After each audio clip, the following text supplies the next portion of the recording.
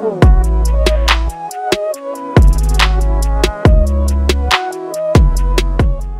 agak suka baca, lihat gambarnya. Baik, jadi terima kasih atas kedatangan semuanya. Ada kopi sama teh, jangan lupa, juga cemilan. Nanti sambil mendengarkan Mbak Raini sama Mas Asrofi, baru kenal soalnya. Jadi ada Mas Asrofi, monggo nanti silahkan. Barangkali ada yang sudah baca karya Mbak Raini? Ada? Oh sudah ya. Berarti muka termos sudah baca. Saya waktu baca ini, iya, Mbak Raini ini memang ahli ya. Dari belakang ke depan, depan ke belakang, pokoknya gitu ada yang kata-kata. Ya awal sih karena saya cepet-cepetan. Nah ini jam piro gitu. Saya ambil sinar di perpustakaan, saya baca. Lalu ada darah juga.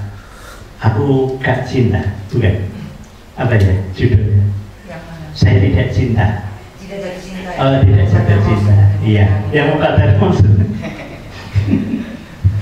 Jadi, iya, ya nanti deh. Jadi tanyain sama beliaunya, kenapa harus ada huruf bold, segala macam, ada bab yang rinci, terus ada kata-kata aneh menurut saya. Ya, nanti saya juga akan bertanya tentang serangga kecil yang banyak di salah satu bukunya. Begitu kira-kira. Baik, tuan rumah. Mas Benny ini sukanya gitu. Berarti langsung Mbak Raini atau Mas Norka? Ya. Ada Mas. Oh, iya. Saya serahkan. Saya cukupkan sampai di sini. Saya pindah mic. Silahkan Mas. Oke. Ini saya taruh di situ ya. Biar yang di sini bisa langsung ambil sendiri. Oke, assalamualaikum warahmatullahi wabarakatuh. Salam sejahtera buat kita semua. Pertama-tama saya ucapkan terima kasih yang sangat banyak kepada Ibu Raini karena sudah memberikan kesempatan saya untuk membaca dan mungkin membahas ya. Kemudian yang kedua saya ucapkan terima kasih kepada Rumah Budaya Ratna telah memberi saya ruang untuk berbagi atas pembacaan saya atas novel Sinar ini. Dan yang ketiga, saya berterima kasih untuk diri saya sendiri karena sudah menyelesaikan buku ini. Terima kasih. Oh ya, kebetulan mungkin saya izin memperkenalkan diri saya. Nama saya Asrofi Al-Kindi, nama lengkapnya. Dan saya ini, saya di UM S1-nya, S2 di India, Nalanda University. Saya ilmu lingkungan, tapi selama di UM saya saya aktif di UKM penulis dan lembaga pers mahasiswa SIA, dan juga aktif di Pelangi Sastra Malang, di mana di sana saya juga sering terlibat dalam aktivitas bedah buku, kemudian juga penerbitan buku dan sebagainya. Dan dari bekal-bekal tersebut izinkan saya malam ini untuk membedah novel Sinar ini. Dan mungkin awal-awal terkait dengan novel Sinar ini, mungkin saya ingin bercerita Bapak Ibu sekalian. Jadi sekitar tahun 2018-an, tahun 2020 itu ada seorang penulis yang bernama Guy Standing. Guy Standing itu merupakan sosiolog. Dia memetakan generasi dan salah satu buku terpentingnya itu ialah The Precariat Class. Apa itu The Precariat Class? Itu kelas prekariat. Apa itu kelas prekariat? Itu adalah sebuah anggapan, sebuah lema baru lah kalau dalam bahasa, sebuah sebutan baru bahwa prekariat itu adalah anak-anak muda yang masuk dalam generasi milenial atau generasi Z yang punya keahlian, tapi ketika keahlian mereka itu tidak dipakai oleh pasar karena sedikitnya lapangan pekerjaan dan sedikitnya juga kesempatan untuk bekerja pada bidang-bidang yang mereka tekuni. Mereka adalah orang-orang terlatih yang tidak punya tempat untuk berlatih ya. kurang lebih seperti itu. Dan prekariat itu adalah generasi saya, di mana kita selaku generasi prekariat itu kita tidak punya pekerjaan tetap. Kita tidak punya pekerjaan tetap, kita seringnya itu pengangguran profesional atau bisa kita sebut dengan freelance, di mana kita tidak terikat dengan kontrak jangka panjang, tapi kita sering berganti-ganti pekerjaan. Dan itu merupakan tokoh utama dalam novel ini, yaitu Mbak yang namanya Sinar ini. Dia juga lulusan S2, juga punya keahlian banyak, tapi dia tidak mau mendarat dalam suatu pekerjaan tetap karena tidak ada kesempatan untuk hal itu. Dan juga karena dia juga tidak mau di beliau itu. Jadi Mbak Sinar, tokoh Mbak Sinar dalam novel ini merupakan seorang generasi prekariat kalau saya menyebutnya. Dan kehidupan sebagai seorang generasi prekariat itu dan juga anak muda ya di masa sekarang, bisa dibilang generasi Z atau generasi milenial, itu juga mendatangkan banyak konflik dalam buku. Mungkin saya izin spoiler ya Mbak Reni ya terkait dengan ceritanya. Jadi novel Sinar ini menceritakan seorang perempuan ya, berusia sekitar 20 tahunan pertengahan, 25-an sekitar segitu saya nangkepnya Pak. Dan beliau ini hidup berdua dengan ayahnya. Ayahnya ini seorang montir bengkel dan dia dia kerja serabutan, mulai dari nungguin WC, jadi WC 2000-an itu dia tungguin, juga jadi pegawai perpustakaan juga, tapi dia juga mengerjakan seperti menggambar atau mural dari toko dan sebagainya. Itulah yang saya sebut prekariat itu tadi. Dan Mbak Sinar ini kemudian itu dia juga aktif banget di media sosial ya, terutama TikTok. Ketika dia mulai memposting, awalnya dia seperti generasi muda zaman sekarang lah, nggak mau posting wajah, posting karya aja. Tapi begitu dia mulai posting wajahnya, tiba-tiba datang orang yang bernama Bumi Mata itu. Dan orang yang bernama Bumi Mata itu bagi saya orang ini gimana sih? Mau saya bilang brengsek juga gimana? Tapi seru banget ceritanya, dinamika dengan orang yang bernama Bumi Mata. Orang yang bernama Bumi Mata itu menggunakan teknik pendekatan ala zaman sekarang, yaitu dengan mengirim DM atau pesan ke TikToknya. Dan dia juga suka menge-like story-nya, juga menge-like apa yang dia posting di TikTok dan sebagainya. Dan si Sinar selaku orang yang tidak terlalu berminat dengan aktivitas-aktivitas romantis, dia juga nggak mau pacaran, dan juga dia cuma cinta monyet ya kalau nggak salah Mbak ya di sana. Dia tiba-tiba kaget ada orang yang menganggapnya cantik. Nah, padahal dia penampilan biasa-biasa dan dia nggak terlalu memperhatikan penampilan. Dia kaget ada orang yang bilang cantik. Kalau dalam istilah psikologisnya itu kelaparan afeksi. Jadi ketika kita lama kita tidak hubungan romantis dengan seseorang, apabila tiba-tiba ada orang yang ngasih perhatian dikit banget dengan kita, bisa saja kita tiba-tiba terlena tanpa adanya digantikan psikologis. Dan itu merupakan fenomena yang umum ya. Dan begitu mereka melanjutkan perkenalan, si Sinar itu sempat kaget ketika tahu bahwa Mas Bumi Mata ini duda. Lah kamu udah pernah punya istri kok deketin aku. Tapi yang namanya Sinar ini juga sudah kesemsem istilahnya ya, tergila-gila dengan wajahnya, juga dengan namanya.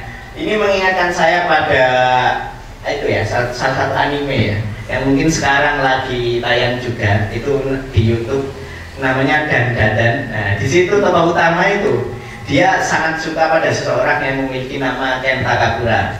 Nah, di sini salah satu ketertarikan Sinar pada Bumi Mata ini karena namanya unik, orangnya juga ganteng dan tiba-tiba perhatian. Barang siapa yang tidak terlena. Dan ketika dia sudah terlena itu dan dia sempat kecewa karena status dudanya itu, tapi karena rasa cintanya itu sangat cinta luar biasa kalau dia tetap berusaha penasaran. Dan juga pada saat itu Bumi Mata juga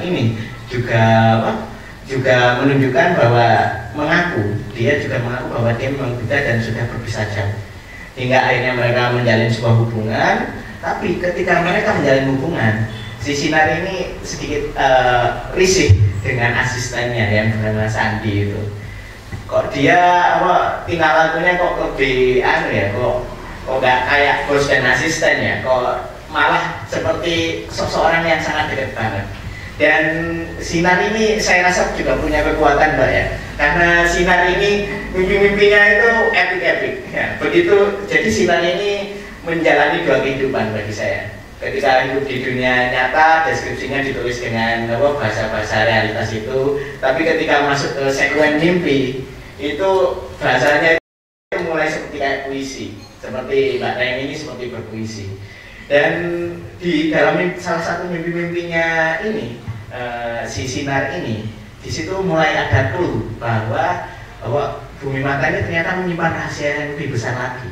Akhirnya dikeruk dan pada saat itu juga momen memasuki COVID ya, dimana pada saat itu si Sinar itu lebih terisolasi di dalam kamarnya, dan mungkin itu dialami oleh kita semua. Ketika COVID, ketika kita terisolasi dalam kamar dan tidak ada teman untuk berbicara atau sharing, maka pikiran aneh-aneh kan muncul.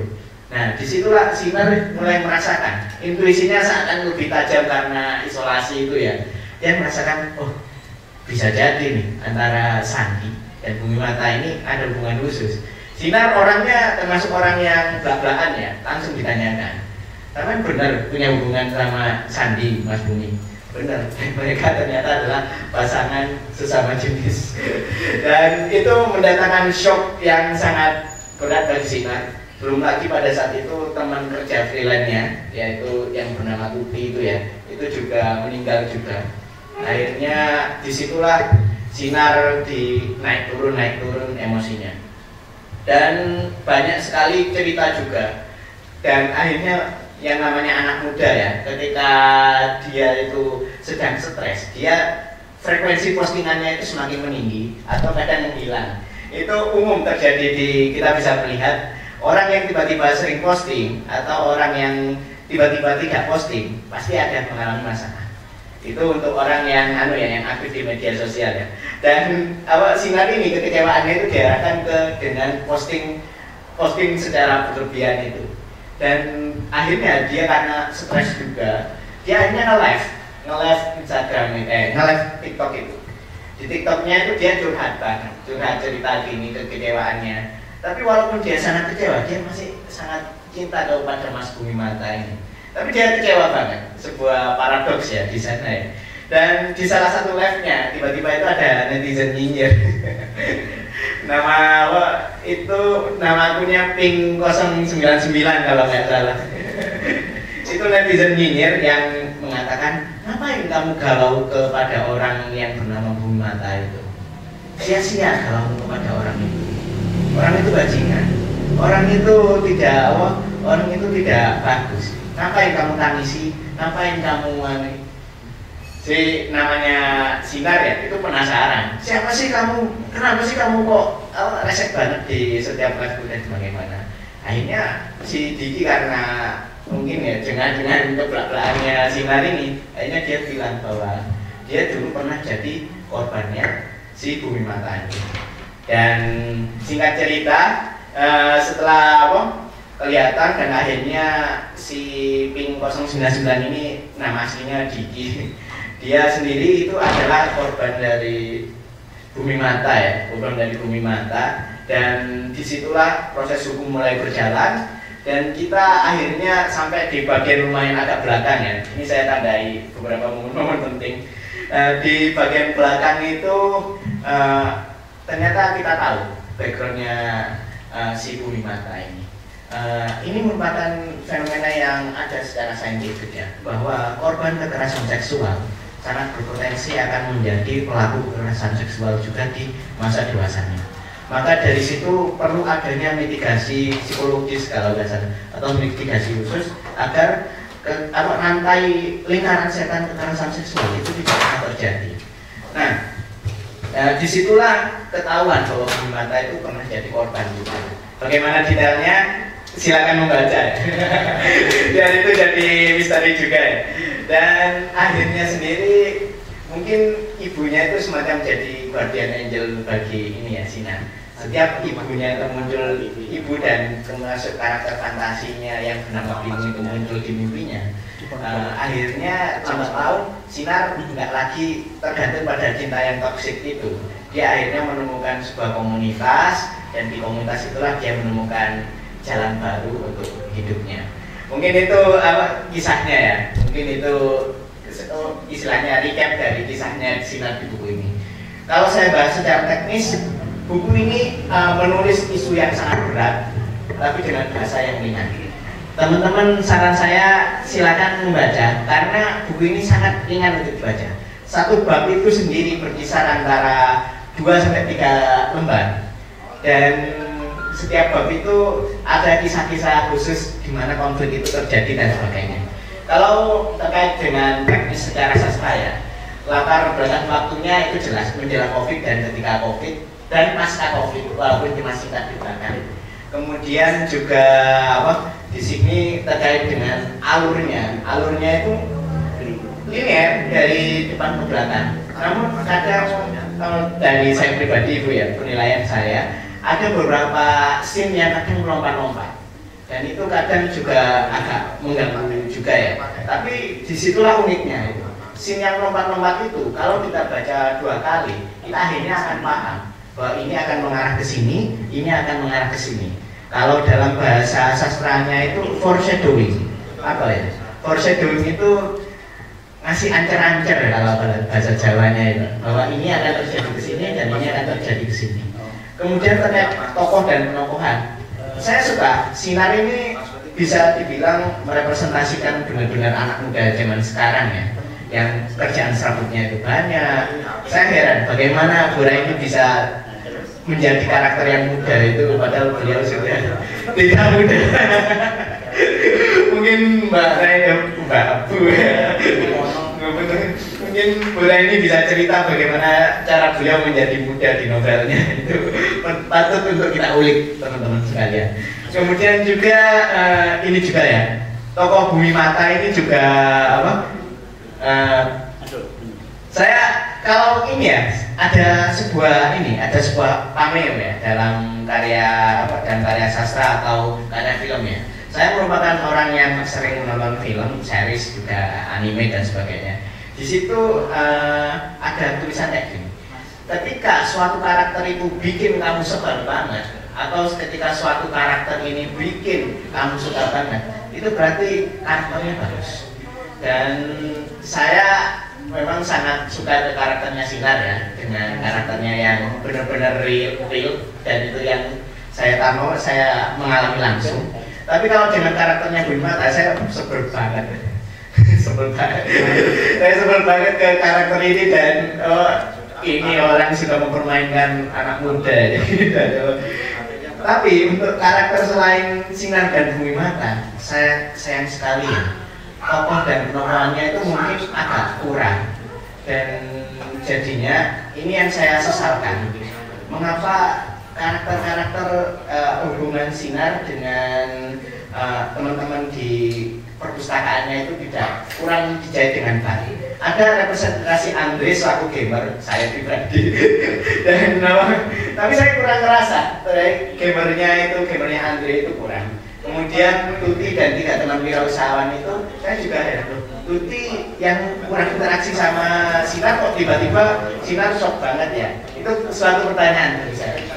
Kemudian juga teman-teman dari komunitas Fata Morgana ada Flamingo ya, komunitas pecinta brokoli ya. Di ending itu komunitasnya itu sebenarnya bagus untuk kalau secara alur itu ini bagus untuk redemption sebuah penebusan. Sebuah anti klimaks itu sebenarnya bagus untuk dieksplorasi, tapi kok tiba-tiba terhenti. Nah itu mungkin sedikit yang agak mengganggu saya. Mungkin nanti bisa Mbak ini atau Bu ini bisa ceritakan di belakang terkait dengan tokoh-tokoh yang kurang diekspor. Dan juga yang saya sesalkan itu bapaknya Sinar, Pak Lamri ya, Pak Simokir. Pak Simakir. Saya awalnya keliru baca Simonangkir. Sangat mirip. Itu karakter bapaknya ini sebenarnya vital banget bagi karakter Sinar ini. Karena saya percaya karakter bapaknya Sinar ini sebenarnya ada, tapi kurang dideskripsikan secara mendalam. Saya sayang banget untuk karakter-karakter seperti Pak Simakir ini, kemudian Tuti dan teman-temannya, juga Andre, itu kurang diekspor. Juga dengan karakter yang ketuanya komunitas Brokoli dan Flamingo ini juga kurang diekspor. Mungkin bagi saya, menurut saya selalu memandang setiap karya tulis itu seperti masakan ya. Novel Sinar ini, dan dalam masakan itu kan ada proses. Pertama kita mengumpulkan bahan, kemudian kita memasaknya, kemudian kita sajikan. Mungkin secara bahan ini sudah luar biasa banget buku Sinar ini. Secara memasaknya mungkin kurang matang dikit, tapi sudah luar biasa. Seandainya dimasak lagi ya, itu akan jadi luar biasa. Dan secara penyajian itu mungkin perlu ditata lebih lanjut. Dan mungkin saya sebenarnya nggak pantas ngasih saran, tapi mungkin izin ngasih masukan Bu Reni terkait dengan alur ini. Saya penikmat alur banget, Bu. Dan apalagi film-film India itu kan alurnya jelas banget. Mungkin kedepannya Bu terkait dengan penulisan novel lagi, saya harap akan ada lebih banyak karya juga di tahun-tahun mendatang. Alurnya mungkin bisa dikasih main-main gitu. Pengalaman saya di kelas menulis di UKM saya dan di komunitas saya, itu kita diajarkan, dan saya juga sempat mengajarkan bagaimana dengan cara kita membuat alur, koherensi cerita, dan juga bagian-bagian yang kurang mendalam itu mungkin bisa terpantau. Mau mendengarkan juga diskusinya. Tertarik dengan diskusinya. Overall, kalau saya bisa menilai ini 8/10 dan potensi untuk menjadi 10 jika alur dan tokoh-tokoh sampingan itu mungkin bisa dieksplorasi lebih mendalam. Terutama Sandi itu juga kisahnya sebenarnya menarik, pertemuannya dengan Bumi Mata. Tapi Sandi kok ceritanya cuma gini doang ya, akhirnya. Mungkin itu. Secara umum novel ini sangat bagus untuk dibaca dan ringan, cocok untuk menemani hari-hari Anda, dan pasti selesai. Mungkin itu dari saya, terima kasih. Saya lanjutkan ke ini. Monggo. Assalamualaikum warahmatullahi wabarakatuh. Salam sehat semuanya. Bismillahirrahmanirrahim. Terima kasih sebelumnya untuk Rumah Budaya Ratna, Beni, Nunung, terima kasih banget ya. Pada akhirnya aku bisa kesini. Memang sudah pernah ditawarkan Beni beberapa bulan yang lalu, cuman waktu, dan memang di sini kan misalnya sebaiknya malam Sabtu ya, dan juga susah ketemu yang tepat. Sedikit saya mundur, saya kenal almarhum Mbak Ratna, tidak jarang ketemu, cuma kita pernah satu cerpen, kumpulan cerpen terbaik Kompas tahun 1995, itu gampang, nama saya R, nama Ratna, nama saya Mbak Ratna ikut dan terpilih, aku juga terpilih, tapi yang jadi covernya itu Tonto Wijoyo ada. Dan kemudian kembali lagi bersama lagi di satu kumpulan penerbitnya Kompas juga, itu yang dipilih oleh almarhum Radha Pancadahana, riwayat Negeri Yang Haru, terpilih juga punya Mbak Ratna, tapi cerpen tahun 1984. Kalau aku cerpen 1989, itu dipilih oleh Radar, itu cerpen 81 sampai 90 yang pernah diterbitkan di koran Minggu Kompas gitu. Jadi itu yang aku ingat gitu ya. Jadi apa sih namanya, Radar juga, saya ini juga bukan penulis penulis apa sih, penulis hebat sastra itu enggak, sama sekali enggak. Mungkin yang ada yang baru kenal saya atau pernah dengar gitu ya. Aku ini menulis aja gitu, nggak sengaja dan sudah tua. Menulis itu sudah kembali ke Indonesia, udah punya anak, jadi bukan kayak remaja-remaja mungkin ya, nulis catatan harian, nulis puisi, kirim ke apa majalah, koran, enggak. Jadi aku nulis itu setelah pulang, setelah udah selesai semua lah, sudah selesai kuliah, mau melanjutkan hidup kembali di Indonesia, maksudnya gitu ya, Indonesia sudah punya anak malah, sudah punya anak satu, baru menulis. Itu menulis kenapa? Karena bingung gitu loh, kayak ada yang saya mau protes gitu tapi nggak bisa. Tapi karena mungkin milieu lingkungan saya semua penulis ya, mungkin itu tahu jadi nulis cerpen, puisi enggak, saya tidak tulis puisi ya, cerpen, dimulai dari cerpen. Makanya itu saya merasa saya tuh dulu tuh jagoan cerpen gitu loh, lebih jago menulis cerpen. Itu singkat, cuma 4 halaman aja bisa gitu, maksudnya bisa dan selesai. Saya lebih suka itu sebenarnya, ini novel aja belakangan. Dan apa sih, jadi kemudian ya udah, kemudian saya bikin bisa di sempat baca CV itu, jadi menulis itu jadi lebih kepada protes, terapi diri sendiri. Saya tidak punya latar belakang sastra gitu ya, yang mungkin lingkungan saya, suami saya penulis, ipar saya mungkin ya gitu penulis, tapi ya saya biasa-biasa aja, bukan yang terus apa yang baca buku tiap hari atau apa gitu, enggak juga gitu. Jadi spontan gitu aja, kemudian kaget sampai diterima. Itu kan kita kayaknya, waduh, kok diterima di Kompas? Soalnya di Mas Ardi kok sampai diterima di Kompas? Kemudian berlanjut, itu yang bikin semangat ya. Jadi dari cerpen saya, kalau misalnya yang pernah baca itu tidak pernah yang romantis, tidak pernah soal cinta-cintaan. Ceritanya itu protes tentang Satpol PP, apalah aku kayak gitu-gitu loh, lebih ke sosial gitu. Jadi tidak pernah, saya nggak bisa nulis yang mungkin baru ini kali ya, yang sedikit dari romance, ada metafor gitu, bukan, nggak mampu dan memang nggak paham gitu loh. Jadi saya menulis memang ya nulis aja gitu loh ya, dan kok orang bisa terima. Nah itu juga yang mungkin saya nggak tahu apa alasan mereka. Oke, kemudian lanjut cerpen, bikin bulan cerpen, kemudian novel baru nulis tahun 90 malah 2015 ya. Novel pertama itu saya paksa karena semua orang bilang kok tidak nulis novel gitu. Kayaknya panjang amat ya, mau nulis apa, mau cerita apa gitu ya. Kemudian saya coba 2015 novel bisa, kemudian 2019 coba lagi bersama Christian nulis berdua, namanya Reboke. Itu thriller. Kemudian ini ya kayaknya ya, yang habis itu lanjut ini Sinar ini. Saya nggak tahu saya harus menjawab apa enggak ya pertanyaannya adik ini.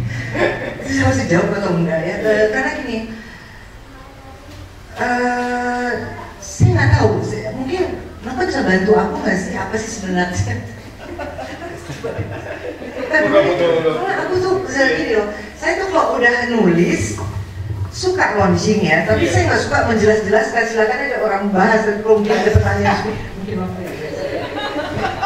Enggak, ada nggak? Iya ini. Presentasi nanti apa sih? Saya itu gimana sebenarnya? Ya Mas Azuri, jadi penelaahan Anda sangat detail ya, bagus, menarik. Tadi beberapa pertanyaan memang tidak bisa dijawab, terutama kenapa karakter-karakter sampingan itu tidak dieksplor lebih lanjut ya. Karena ini kan novel semula ini hanya ditulis berdua dengan Christian. Jadi dalam proses penulisannya ini adalah Rene membuat gagasannya dari Christian awalnya.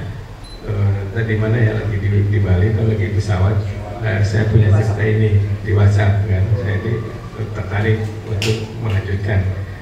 Dia hanya menyampaikan secara di lewat WA ceritanya kira-kira tentang ini. Udah habis itu Reni siap menuliskan secara umum dulu garis besar ceritanya motivasi dan juga nama Bunda Mata, nama Sinar kan. Udah dengan harapan itu banyak bolong-bolong tuh bab per bab ada dikosongin karakter si Bunda Mata ini apa, Diki ini apa, semua itu bagian Kristen untuk menjelaskan latar belakangnya, tokohnya seperti apa, detailnya seperti apa.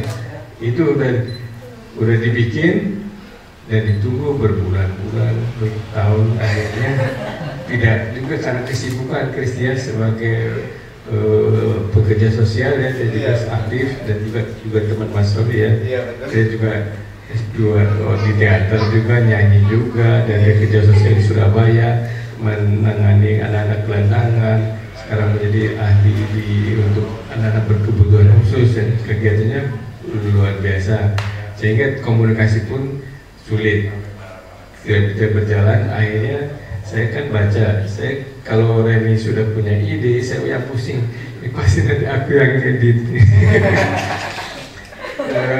Dan kedua, pasti aku harus cari penerbit, aku harus cari uang untuk launching dan seterusnya. Jadi baru gagasan aja saya udah pusing tuh. Saya tuh tadi karena for shop for sharing untuk melihat ke depan. Nah itu tadi saya baca draftnya itu, saya bilang ini bagus, udah lanjutkan aja sendiri. Saya bilang lanjutkan sendiri, gimana dong dengan tersebut? Nggak apa-apa, udah lanjutkan aja. Ini kan dari A tidak ada satu huruf pun Christian menulis di novel ini, cuma gagasannya saja di WA dan dikembangkan. Jadi saya bilang ini tetap hak, memang hak moral, artinya gagasan tetap harus dicantumkan. Dan Christian, saya bilang Christian tetap namanya dipasang. Tapi ini seluruhnya dari A sampai Z itu Reni yang menulis. Jadi dikembangkan semampunya dan sesuai dengan melakukan riset sendiri tentang tadi proses hukum, soal macam-macam karakter. Jadi kalaupun itu sekilas sebetulnya tadi mungkin 20% ya untuk Anda, jadi nilainya 8. Kalau mau jadi 10 itu seharusnya 2 itu bagian Christian itu harusnya mendalami itu, menjelaskan karakter itu. Tapi tidak, saya bilang udah selesaikan, kita cari penerbit dan dapatlah penerbit ini. Jadi kalau umum dari sebentar ya. Tapi intinya sudah ditangkap dan saya kira sangat bagus ya Mas Rofi menganalisis ini, dan saya tahu karakternya memang kalau gaya penulisan seperti ini memang seperti karena backgroundnya film ini memang dibikin sedemikian rupa, ini flashback jadi bolak-balik dulu ada bayangan. Sekarang kan kalau di film apa saja bisa. Kalau di film kan ini tiba-tiba dia jalan ke tengah laut, ketemu mercusuar, itu sesuatu yang sekarang ini apalagi ada AI itu nggak ada masalah. Itu bagian dari cerita surrealistis, mau realistis, mau pendekatannya kekinian, milenium, jadi nggak ada masalah. Jadi di sini tidak usah dibikinkan soal bagaimana orang membayangkan. Mungkin juga memfilmkan juga seperti apa, pasti mudah. Nah ini yang saya senang bahasanya sederhana, mudah. Saya selalu bilang sama hari ini, bikinlah karya yang bisa dibaca oleh umur 7 tahun sampai 70 tahun. Tapi ini, Reni bilang ini 21. Saya di lembaga sensor film, saya mau klasifikasikan film semua umur 13, 17, 21. Reni bilang ini 21 plus, karena tadi ada perilaku seksual yang menyimpang. Bukan untuk ya remaja 17 plus mungkin masih bisa karena tidak ada yang eksplisit, tidak ada dengan eksplisit, apalagi ada dengan tidak suka dengan asmara, nggak ada tuh yang masuk pornografi, ciuman aja nggak mau deh. Kalau saya lagi bikin novel ada adegan ciuman, ngapain sih? Siapa yang kamu bayangkan? Jadi saya coba di rumah nih kalau saya menulis adegan itu, jadi saya juga mengurangi. Jadi namanya kalau kami di LSZ budaya sensor mandiri. Jadi melakukan sensor mandiri ini bisa dibaca sebetulnya tidak sehat, Cuma tadi ada hal mungkin akan mengganggu kalau di bawah dibaca oleh 17 ke bawah, 17 ke atas ini masih bisa menerima ini. Karena ini ceritanya kekinian, karena masalahnya ini masalah soal perilaku seksual ini kan lebih banyak nih sekarang ini kan lagi di dunia sedang ini. Jadi sebenarnya ini memang cukup sensitif. Jadi mudah-mudahan pembaca bisa memahami bahwa ini backgroundnya kenapa, bahwa pelaku tadi kan ada pelaku seksual yang menyimpang itu pasti tidak berdiri sendiri, pasti ada background atau dia jadi semua korban akan menjadi pelaku. Dan ini kan jadi lingkaran setan. Jadi ini Reni sudah menangkap. Saya kira itu dari saya, Mas Robi. Cukup nggak ya? Maaf ya, soalnya memang nggak kebetulan ini alhamdulillah Noka bisa ikut, tapi dia nggak ikut karena memang kalau bisa setiap ada ini aku minta karena dia tahu banget, karena aku tuh susah sekali menjelaskan kepada orang ya mungkin ada posisi-posisinya ada yang bisa suka bicara. Kalau aku sebenarnya tidak terlalu suka bicara, maksudnya menjelaskan lagi udah baca aja lengkapnya apa terserah kan gitu. Cuman ini kan memang tanggung jawab ya. Nah, cuman kalau memang karena saya percaya banget sama dia kalau dia udah bilang oke, dari dulu tulisan saya dia baca dulu oke, walaupun itu sama saya nulis. Jadi kalau bisa ada orang lain nanya mau aja, dia lebih tahu apa yang terjadi, apa behind the scene, aku mau kemana, ini apa sih sebenarnya gitu. Siapa yang bisa mungkin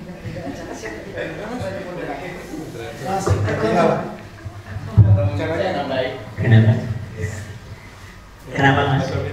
Saya mau menambahi beberapa. Oh iya, monggo Mas, dipersilakan. Terima kasih Pak Nurka. Terkait dengan penulisan yang berlatarkan film, itu memang agak terasa ya, di dalam penulisannya itu bagaimana kilasan-kilasan ini kalau masuk dalam skrip itu memang akan lebih terasa filmnya. Dan itu pribadi bagi saya itu sebenarnya bisa dikembangkan lebih baik, tapi tadi Bapak cerita bahwa itu sebenarnya tugasnya Christian. Saya juga paham Christian sering mungkin dibalik Pak. Ya. Saya juga paham bahwa Christian, saya juga berteman dengan beliau di Facebook dan Instagram. Dia sering bolak-balik dan juga apa. Tapi istilahnya itu mungkin jika ada versi keduanya atau revisi Christian bisa kita paksa untuk itu untuk memperkuat karakter itu.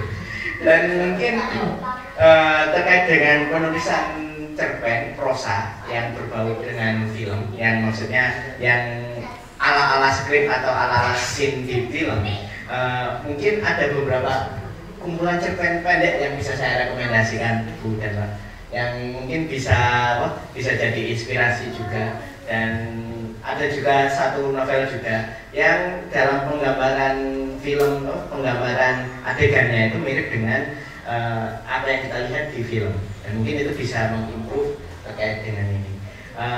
Yang pertama itu kumpulan cerpen lawasnya Iksaka Banu yang berjudul diterbitkan margin kiri Ratu Sekop. Nah, itu apa yang beliau tulis di itu sangat sinematik banget. Mungkin itu bisa buat referensi, tandanya kawan-kawan budaya ini nyantai atau apa, itu bisa buat referensi menulis. Dan itu kisahnya udah 1+, tapi itu sangat bagus terkait dengan penggambaran scene-nya. Dan yang kedua, ini juga novel yang baru terbit tahun kemarin, itu mungkin juga bisa jadi bisa buat memperbagus kualitas itu novel-novel kedepannya. Itu ini novelnya Yusi Avianto Parianom yang pengantin Loki Tua. Itu bagus banget scene-nya, bagaimana menuliskan, bagaimana mengkonvert ide yang scene-nya di adegan film itu masuk ke dalam sebuah teks. Jadi itu mungkin beberapa rekomendasi dari saya selaku pembaca dan peneliti. Mungkin itu dari saya. Mungkin saya kembalikan ke moderator. Sebetulnya saya tadi cuma membuka, bukan moderator. Tapi nggak apa-apa. Jadi monggo, saya persilahkan mungkin mbak-mbak dan mas-mas yang ingin menyampaikan sesuatu. Baik, silakan mas. Terima kasih atas kesempatannya. Saya memang sengaja di belakang, ada frame-nya di sini. Asrofi. Terima kasih mas. Ulasan panjenengan menurut saya bukan persoalan menarik atau tidak menarik, tapi malah memancing saya untuk ingin membaca. Jadi Anda berhasil membuat saya penasaran dan kemudian saya memutuskan untuk saya beli buku ini, saya beli buku ini, gitu. Itu satu. Beberapa scene yang mungkin tadi Anda jelaskan. Pertanyaan saya yang buat salah satunya bisa menjadi penasaran adalah setoksik apakah gitu, romantisme yang tidak digambarkan romantis oleh penulis yang tidak suka menulis romantis. Ya, itu kan bagi saya psikologisnya Mbak Reni itu menjadi bahan dasar gitu untuk menghasilkan sesuatu gitu, cerita gitu. Jadi ketika bagian dari tulisan ini bercerita tentang toksiknya suatu hubungan gitu ya, suatu hubungan, pertanyaan saya adalah setoksik apakah gitu ya, setoksik apakah ini menjadi masalah. Saya beli buku ini deh gitu, saya mau baca deh gitu ya. Kenapa itu? Ada semacam paradok gitu dari seorang penulis yang tidak suka hal-hal yang romantis tapi menulis sesuatu hubungan romantisme yang toksik gitu. Itu salah satunya ya. Ada beberapa hal yang tadi jenengan sampaikan. Pertautan psikologi antar karakter dan penulis di sini menjadi pertanyaan buat saya, untuk saya harus pengen tahu apa sih itu sebenarnya. Itu aja Mas Wage. Oke, saya ambil ini untuk menebus rasa penasaran saya gitu. Oke, terima kasih. Jadi sudah laku satu, yang lain nanti monggo. Jadi mungkin tadi uraian Mas Asrofi sudah menurut Mbak Reni detail banget, menurut Mas Norka sama. Saya boleh nambahin ya untuk Mas Norka. Kalau Mas Norka menangani penerbitannya dan sebagainya, saya ini pernah menangani beberapa cover buku, ada Rendra dan saya terus apa. Nah, di buku ini saya tanyanya nanti ke Mbak Raini atau ke Mas Norka. Di situ ada gambar yang tidak saya mengerti. Ini untuk penjualan maksudnya, Mbak. Jadi kalau saya ke toko buku, tentu saja saya melihat cover yang menarik, lalu saya balik. Saya baca hipnosis atau pengantar ya. Kalau dia masih misteri atau teka-teki atau, nah saya penasaran, ini harus dibeli nih, ada apa di dalamnya gitu. Nah kita berangkat dari depan dulu Mas Norka. Itu gambar apa ya Mas? Boleh tahu ya Mas ya?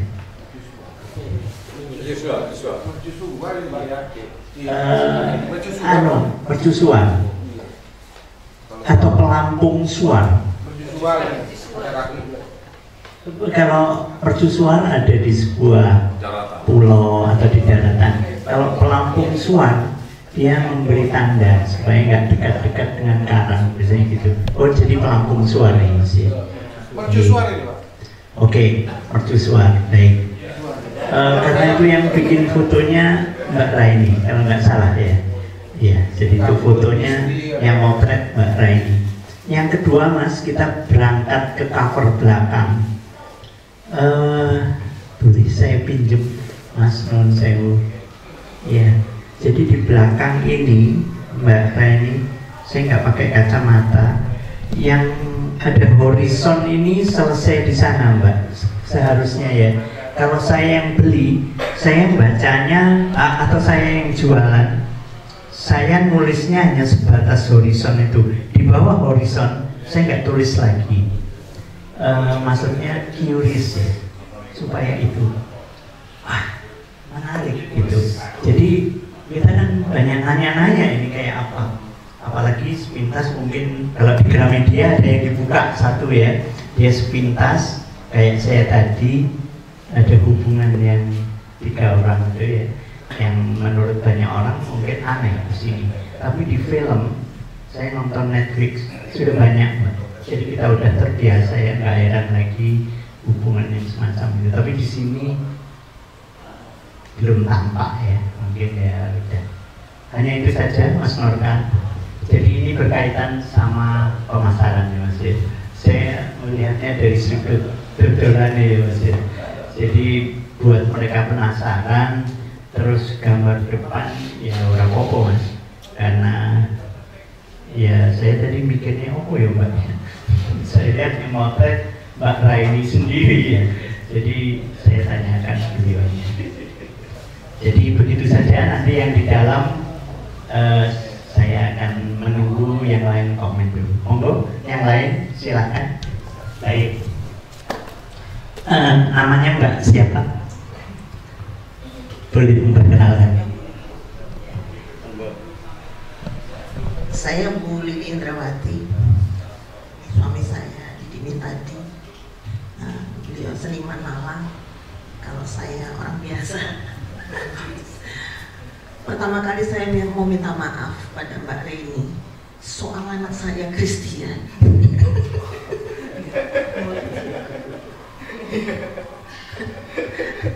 Christian itu orang yang pemikirannya itu bercabang-cabang gitu ya. Jadi saya agak sedikit malu ketika dia nggak muncul-muncul setahun 2 tahun. Dan akhirnya diselesaikan gitu ya. Itu permohonan maaf saya. Saya tidak akan menyoroti ke cerita, tetapi secara umum ketika saya membaca bahasanya lancar ya, ringan ya gitu. Dibanding ketika saya membaca misalnya seperti Rainbow Cake, kemudian Darah ya.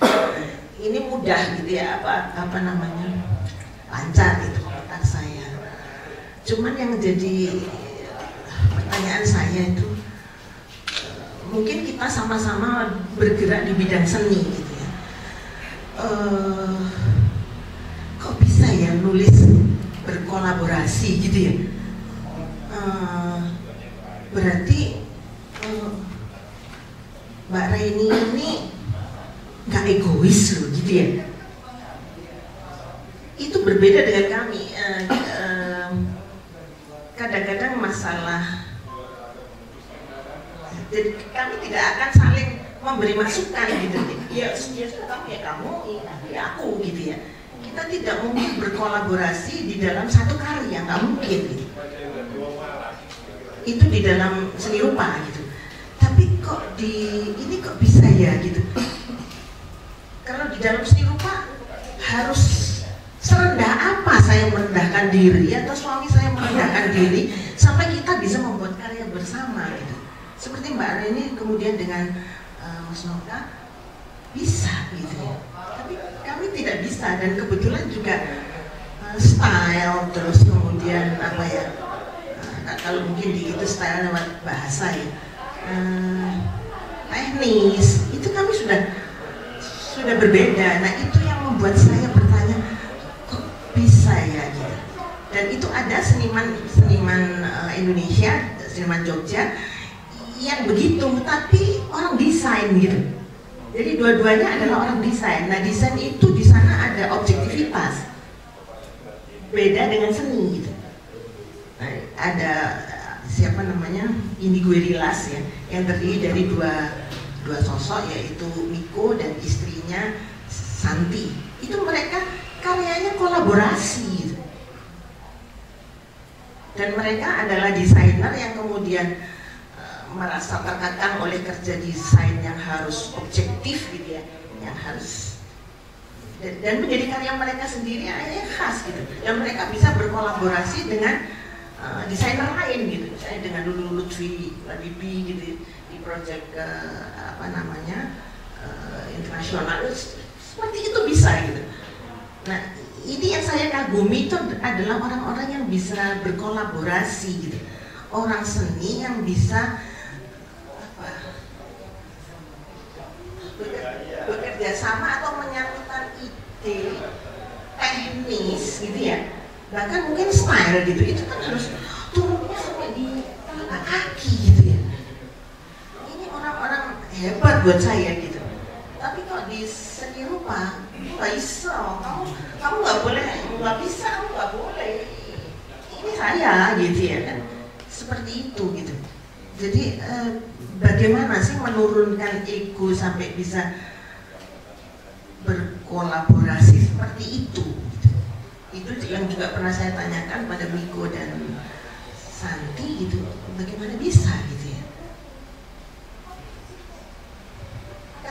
Menemukan ini loh, menemukan dua ego yang sama-sama berbeda, yang punya style berbeda, apalagi isi gitu ya. Nah ini sampai ke dalam isi gitu.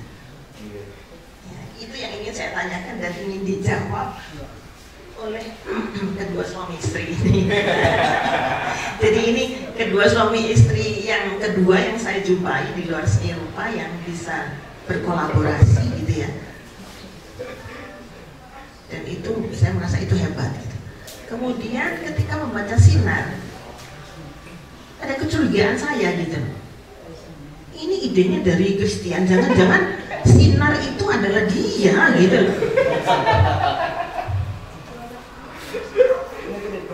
Ya, jadi jangan-jangan Sinar ide itu adalah dia karena apa ya, hidupnya dia ya begitu gitu. Dia tidak suka apa namanya, ayo deh kamu habis sekolah kamu balik ke UM deh, bantuin dong gitu.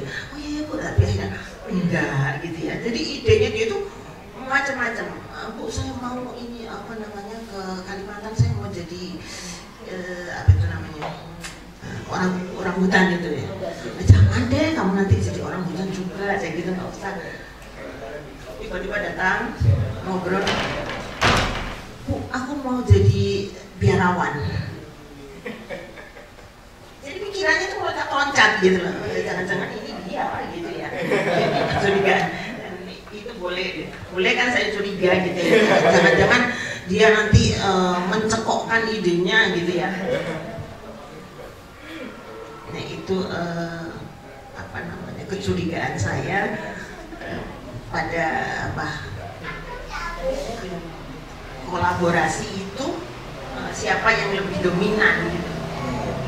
Padahal kan yang disebut kolaborasi itu tidak boleh saling dominan, tapi 50-50 mungkin 50-50 atau 60-40 gitu ya, jangan sampai 80-20 gitu. Itu apa namanya, mematikan kepribadian gitu ya, bisa seperti itu. Nah ini beberapa hal yang saya ingin kulik gitu ya, bisa ya gitu. Nah mungkin siapa tahu nanti apa ilmunya itu bisa saya adopsi gitu ya, kemudian saya bisa berrukun-rukun dengan suami saya untuk bikin kolaborasi gitu ya. Ya karena kita selalu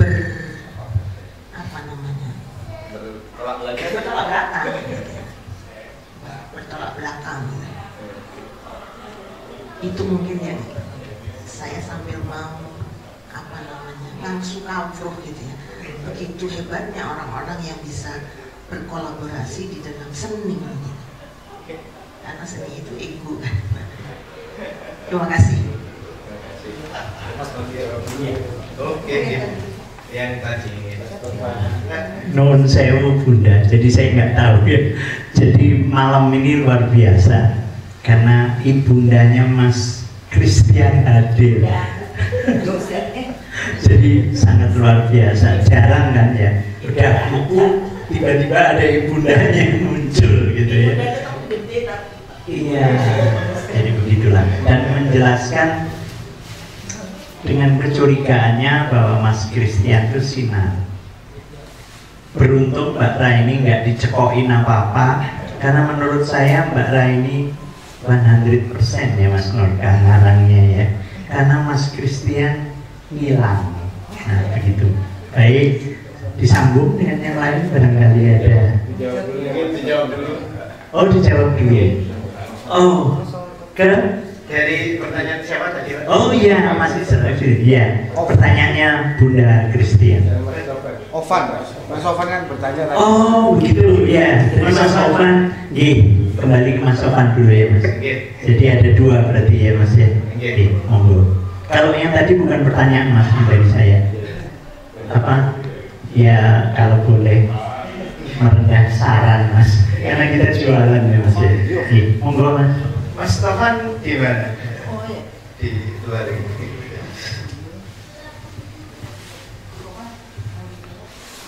Ini memang sama ini seru. Jawaban. Benar Mas Tovan. Jawaban. Ovan. Mas Tovan ya. Ovan. Ini Mas, terkait dengan sebagaimana toksiknya Bumi Mata Mas ya. Kalau dari saya pribadi ini Bumi Mata ini orangnya apa ya, obsesif gitu Mas. Jadi ketika sinar ini lagi apa, sinar lagi bingung, sinar lagi merenung, dichati terus, di WA terus.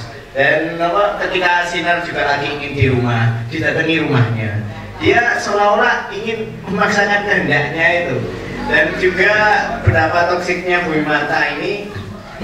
Bagi saya, dia itu kadang nggak jujur, ngasih sebuah fakta itu setengah-setengah. Jadi bikin orang itu bertanya-tanya, itu nggak cinta ke saya itu yang dilakukan Bumi Mata. Dan apa yang dilakukan Bumi Mata itu ya sedikit pernah saya lakukan pada cewek saya dulu, dan itu apa istilahnya, dan saya akhirnya berpisah dengan dia. Dan itu juga saya merasakan bahwa saya pernah melihat sisi ketoksikan ini pada diri saya, dan ini benar-benar toksik. Dan saya juga berpikir seandainya saya dijanjeni terus atau dicat terus-terusan, nggak mau didatangi, tiba-tiba didatangi ke rumahnya, tentu saya akan sangat marah. Jadi itu Mas, betapa toksiknya Bumi Mata. Dan nanti bisa kelihatan dari chat-chatnya Bumi Mata itu sebagaimana dia ingin memaksakan kehendak. Itu dari saya, Bu Raini. Dan terkait dengan foto dari Pak Bagio itu tadi, mungkin izin mengomentari Pak ya. Izin mengomentari bahwa foto-foto yang ada di sini ini mungkin bagus dan bagus-bagus untuk ditaruh di dalam buku. Tapi mungkin yang agak sedikit mengganggu itu ketika teks ditaruh di dalam foto. Karena bagi saya kebetulan saya punya teman fotografer yang dekat juga, dan foto itu merupakan entitas tersendiri.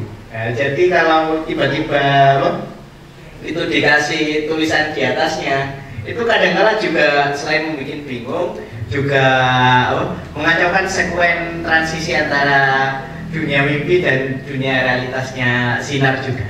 Mungkin di edisi-edisi berikutnya, saran saya sih fotonya ini mungkin dipisah dari teks yang ada. Pak Norka dan Bu Raini. Dan mungkin terkait dengan teknis resolusi foto juga ya. Foto yang ada di depan ini kan ada di halaman berapa itu, yang landscape itu. Dan resolusinya memang kurang agak pecah gitu. Mungkin ada beberapa tools upscaling istilahnya terkait dengan fotografi, di mana resolusinya itu bisa ditinggikan seperti gigapiksel dan sebagainya. Mungkin itu bisa sebagaimana yang dikatakan Pak Bagio, menambah appeal, menambah interest bagi seseorang untuk membaca. Karena ini resolusinya memang terasa pecah. Tapi coba pakai itu AI upscaling atau gigapiksel, itu nanti fotonya jadi tajam banget itu, walaupun resolusinya rendah. Mungkin itu dari sisi teknis. Dan terkait dengan pertanyaannya Ibu dan pertanyaan Pak Bagio juga akan saya serahkan ke Bu Raini dan Pak Norka. Monggo. Yang mungkin teknis bisa di soal teknis.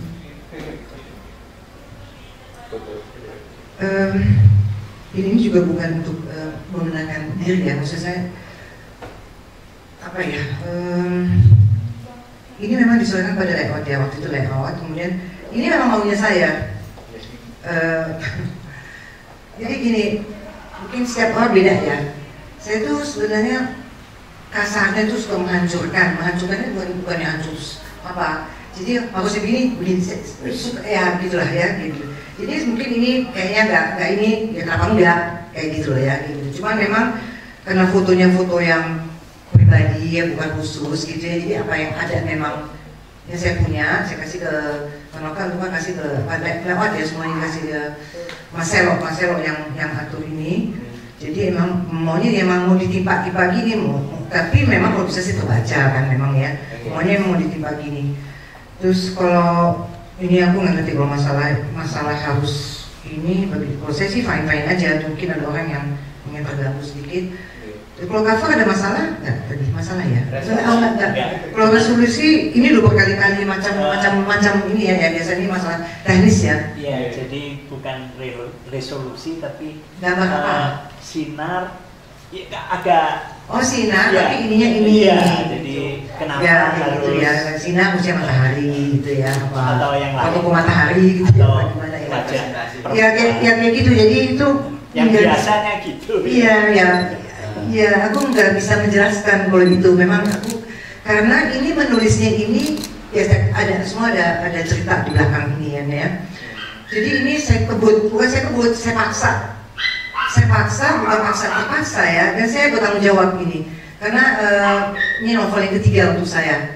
Novel yang ketiga, yang pertama sendiri, yang kedua Christian itu selesai walaupun juga berdarah-darah ya. Setengah mati gitu, tapi selesai, Rainbow Cake itu selesai. Ketiga, makanya saya kapok atau kok nggak kapok gitu loh ya. Ayo gitu kan. Nah ini bikinnya ini selesai ya. Cuman emang ada seperti Noka bilang tadi ada beberapa part yang memang saya yakin ini bisa kembangkan kayak puisi misalnya. Kan aku bukan yang bisa metafor, tapi saya paksa pada akhirnya. Terus kemudian ada apa. Dan saya melanjutkannya ini, bukan menyelesaikannya ini di Sanur. Saya bolak-balik Sanur. Dan memang saya suka ke sana. Maksudnya saya suka ke sana. Dan saya selesaikan di depan saya itu ada ini, ada si mercusuar ini. Itu di depan penginapan saya ada kafe. Setiap hari saya mandang itu. WhatsApp Christian, mandang itu cerita ini, saya bilang saya mau bikin ini, dia oke gitu ya. Tapi memang dalam ceritanya ada kan, ada momennya, ada memang dia ada ilusi, dia menuju ke mercusuar sinar ini gitu. Ada kejadian lah gitu. Nah ini soal cover lah ya, tapi kalau soal lainnya aku nggak bisa terlalu kolaborasi. Ya kolaborasi Bu Lili itu Mbak Lili. Aku sih sama suami nggak pernah kolaborasi, sama anaknya Bu Lili itu, sama ini sedikit, sama Noka mungkin orang selalu bertanya. Waktu bicara Rainbow Cake itu yang bicara ada Mas Tejo sama almarhum Radar Pancadhana. Radar nanya, kok kolaborasi bukan sama suami sendiri? Jauh cari apa? Kok sulit kan dikasih tahu ada sulit. Waktu itu ada masalah di Rainbow Cake juga. Bukan di dalam mata, aku juga nggak bisa jawab. Dan ada kita mau nulis berdua, nggak bisa, mana nggak bisa. Maksudnya belum ada waktu juga sih. Terus orang tanya kenapa, ya mungkin belum jodoh, aku bilang gitu. Jadi itu nggak tahu, itu kayak mungkin orang lain yang bisa menilai. Ini ketemu juga nggak sengaja kan? Ini udah 4 buku loh, sama Desani sudah 4 buku loh, kolaborasi. Dengan segala drama, ini bikin ini darah, ini dia yang gambar semuanya.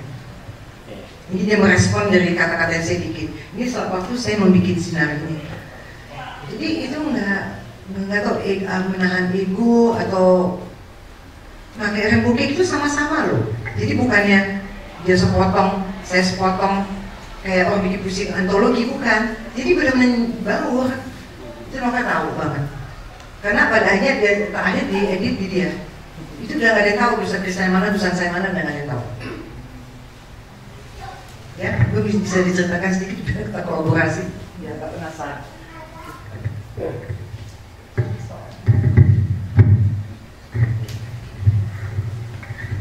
Ya, tadi soal cover dan foto. Foto itu memang tadi Reni udah bilang. Saya kan bikin majalah Jakarta yang udah foto itu sendiri, tidak boleh ada teks. Tapi kan saya nggak mau begitu. Saya tidak mau seperti yang seharusnya. Di semua fotonya dikasih teks. Saya bilang desainer ini, waduh mas gimana nih? Ya udah maunya pengarang, maunya begitu, timpa di atas gambar. Memang ketika ini gambarnya aslinya kan warna, di warna itu bagus, tapi ini akan jadi hitam putih nih, akan bermasalah. Ya udah, yang penting kebaca. Jadi memang nanti itu tidak mau seperti apa yang orang lakukan, apapun, gitu kan. Anti mainstream. Kemudian ini kan aslinya kan dua nih mas, setiap hari kita juga memandang dua mahasiswa ini, satu merah, satu hijau. Akhirnya terakhir, ini kenapa enggak? Dan kebetulan dalam cerita ini ada adegan si tokohnya berjalan ke sini. Jadi dan ini mercusuar, bukan pelampung suara, memang mercusuar. Di balik di channel ada 4, 2 di depan Pantai Pasar, 2 lagi di Mantasari. Jadi memang ini udah menyatu dan setiap hari ketika menulis maupun dalam cerita menyatu. Nah kalau gambar-gambar di dalam itu ada kadang-kadang ini yang terlalu kecil, nggak usah ada teksnya. Saya bilang juga ketika mengedit kan ini gimana nih, nggak bisa. Udah maunya saya mau di dalam foto, nggak mau di luar. Ya udah, risikonya itu pasti akan orang kaget-kaget melihatnya. Ya nggak apa-apa, ini sesuatu yang tidak biasa. Kemudian kolaborasi itu melili. Jadi orang bertanya Sujiwo Tejo, Rada semua, kok Yodo mencari kolaborasi dengan orang lain, kok nggak dengan suaminya? Ya saya nggak bisa jawab. Ya bisa jawab ini kenapa nggak mau kerjasama sama aku?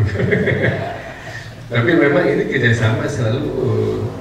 Sampai semua karyanya saya mengedit. Saya kebetulan editor, profesional editor. Saya 20 tahun jadi editor majalah dan edit. Jadi saya nggak mungkin membiarkan karya Reni lolos tanpa editing. Apalagi kalau yang editnya orang lain ya, saya nggak percaya.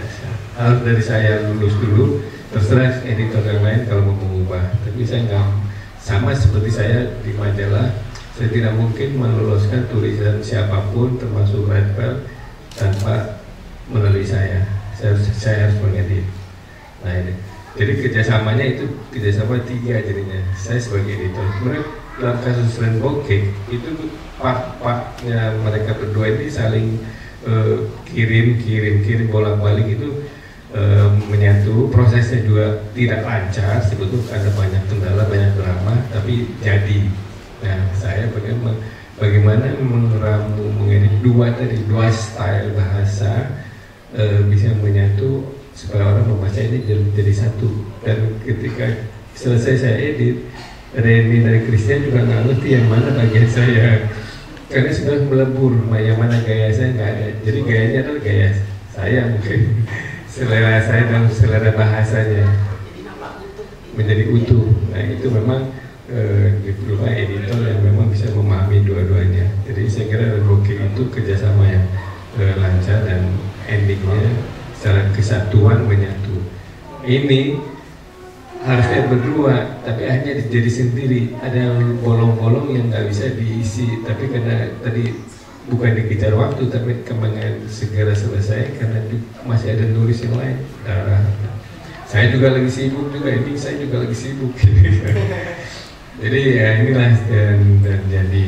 Benar bahwa di belakang ini memang sinopsis sebetulnya saya pikir akan 2 alinea ini, tapi supaya tidak ada keraguan, jadi saya tambah 1 alinea ini, atau yang ketiga ini ditambahkan supaya lebih jelas lah. Orang Indonesia kan pengennya lebih jelas, tidak mau terpotong tergantung apa yang akan dibaca dan diberinya. Itu kalau bahwa secara teknis ini mungkin lebih estetik kalau di atas, di bawah ini tidak ada teksnya, tapi kan ini menyeluruh di dalam buku pun masuk teks ini, tidak peduli pada gambarnya apa, teksnya ada. Jadi itu salah satu juga keunikan dari novel ini. Jadi saya ada ini kasih suatu judul, saya bilang saya menunggu kapan dia akan kasih ke saya. Saya bilang siap, oke, kalau saya tapi sampai sekarang belum kasih balik, cuma judulnya aja karena dia yang dimulai baru bisa dikembangkan. Jadi kolaborasi tadi betul, kolaborasi dua artis itu tidak mungkin terjadi kalau tadi masing-masing mempertahankan egonya, dan di Rainbow Cake itu tidak terjadi. Jadi semua merasa dalam satu level baik ketika di atas maupun di rendah. Jadi ini juga ya, saya juga kok bisa setelah Rainbow Cake kan tadi ditawarin Indonesia ngapain, kan kemarin sudah drama itu Rainbow Cake itu, walaupun jadi berdua itu dramanya banyak panjang juga, tapi masih mau, kok masih mau, ya udah terserah. Nah ini kan tapi di Bali kemarin launching ini berdua Christian gak ada masalah, tidak ada masalah dan tidak masalah juga. memang yang judulnya dia dipertahankan judulnya dan namanya juga tetap ditulis, kan kita menghormati itu. Itu kira udah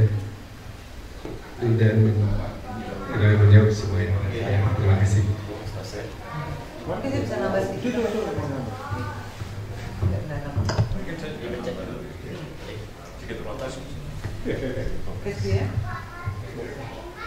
Ini juga malah di tengah bikin sinar, aku bikin ini kolaborasi loh ini dengan RB, dia penulis horor, cuman pernah mau kerja sama tapi nggak jadi. Terus akhirnya aku lagi ya bukan galau sih, aku lebih banyak nulis, bukan lagi ada rencana banyak nulis, ada habis adikku meninggal tuh aku nulis, pengen bikin sesuatu untuk dia gitu. Nah aku bikin wajahmu cerminmu. Lagi tengah itu tiba-tiba aku bikin nulis kertas darah ini kan, terus lagi itu kayak gitu loh, jadinya tertunda ini. Terus ini udah konsepnya udah jelas, waktu itu pengen bikin komik tadi, saya mau bikin sendiri komik tapi nggak ada waktu. Akhirnya saya ajak RB, ini kolaborasi loh, nulis berdua ini sama RB. Ini juga unik sih, tapi saya berani bilang ini so tahu sih sebenarnya novel grafis. Terus, tapi saya kasih pengantar sih, saya mau mirak sini. Jadi ini ada gambar, saya gambar sendiri, saya nggak bisa gambar, tapi saya bikin digital, pakai digital. Jadi cukup, ini gampang juga bacanya, karena ada pembab. Ini sama RB, Tidak Jatuh Cinta, ini terbitkan, ini juga kaget di Kompas Modern bikin. Ini baru juga di 2024. Jadi bayangin, sampai 2024 si lansia ini menulis. Jadi gitu lah, jadi karena menulisnya memang beda-beda setiap orang, jadi nggak bisa bagus banget. Jadi aku sih menulis selesai, alhamdulillah menulis selesai dan itu udah melegakan. Makanya tadi saya bilang saya selalu judul saya simpen, saya posting. Malah habis sinar ini memangnya agak capek, saya agak capek banget. Saya bilang saya mau stop menulis, saya posting kan ya, banyak ya.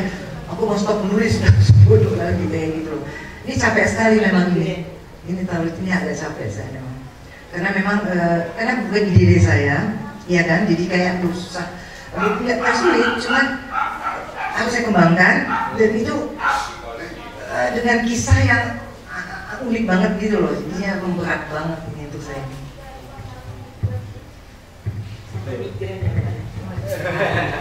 Boleh saya? Silakan. Halo, saya protes. Tadi dari Pak Gio tadi saya setuju sebenarnya apa yang disampaikan Pak Gio. Tetapi saya agak mencoba memahami apa yang dimau itu sebenarnya seperti apa. Sampai pada suatu tulisan di kepala saya mengatakan kenapa harus mainstream. Itu sudah dijawab sama Mas Arka. Kenapa harus mainstream? Pertanyaannya oke, ketika semua harus berbentuk seperti itu untuk mencapai suatu hal ya yang disampaikan, rasa penasaran orang atau kenapa semua harus seperti itu? Dan saya menjadi seperti itu. Tetapi kesimpulan akhir saya tetap ini sesuatu yang kurang sempurna gitu. mungkin persoalan artistiknya yang harus lebih diulik gitu. Mau menabrak mainstreamnya, tetapi tidak cukup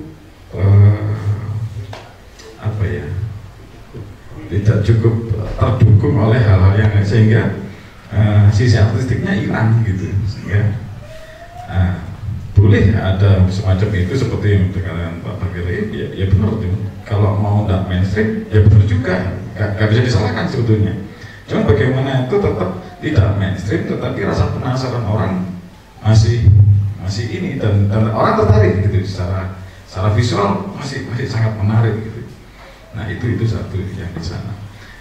Terkait apa yang saya sampaikan di awal tadi sama Mas Arfi, ya mohon maaf, sebetulnya saya tidak butuh jawaban, karena jawaban dari saya pun akan mengurangi rasa penasaran saya atas buku yang saya mau baca. Itu satu ya. Oke, tetapi apa yang disampaikan oleh Mas Arfi juga tidak kemudian secara ekstrim mengurangi rasa penasaran saya. Kenapa? Pertanyaan saya satu, siapa yang toksik tadi siapa? Bumi Mata itu kira-kira gambarannya usianya berapa itu? Kalau siapa? Sinarnya kan 24 tahunan akhirnya. Bumi Mata kira-kira gambarannya siapa? Si Duda itu gitu ya. 34. Jenengan usianya berapa? 28. Generasi milenial. Perbatasan milenial dengan Z. Nah, oke. Kenapa saya bilang saya tidak kemudian rasa penasaran saya terus terkikis oleh jawaban panjenengan. Jenengan bisa memahami psikologi permainan toksiknya siapa namanya Bumi Mata, karena secara psikologis berdekatan Anda di antara Z sama milenial itu. Lah aku, ya kan? Saya tidak mampu memahami psikologi sosial dari generasi. Nah, kalau milenial masih lah, gitu. Saya kan ya. Saya terus memahami milenial masih lah, ketemu lah, masih. Tapi begitu dengan Z, kaget-kaget saya. Artinya saya tidak mampu memahami tingkat toksik itu atau gaya toksik itu atau bentuk toksik romantisme itu gitu kan. Saya tidak punya frame untuk mendefinisikan itu bertabrakan dengan nilai apa gitu. Kita mengatakan di toksik atau enggak toksik kan kita punya basic standar nilai. Standar nilai itu berbeda dengan standar nilai panjenengan, karena panjenengan generasi baru saya. Malah semakin menarik, malah semakin penasaran bagi saya ketika Mbak Rini yang sebetulnya baby boomers. Iya Mbak, aku Mbak baby boomers kan? Ya, sepulah gitu ya. Tetapi kemudian mencoba untuk menyajikan suatu cerita tentang ketoksikan percintaan seorang milenial ke Z, 24 Z ya? Iya, terus ya? Kok jadi penasaran nih? Ya apa ceritanya gitu? Jadi satu orang yang mengulik percintaan yang toksik, setoksik apakah dari orang yang tidak suka bercerita tentang romantisme, itu satu. Yang kedua, seorang baby boomers bercerita tentang ketoksikan percintaan milenial ke Z. Bagi saya itu menarik.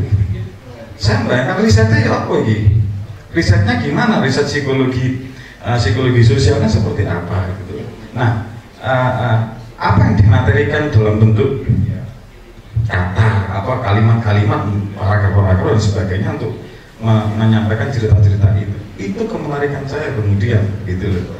Jadi bagi saya upaya Mbak dan Mas ini untuk menabrak sesuatu itu saya apresiasi.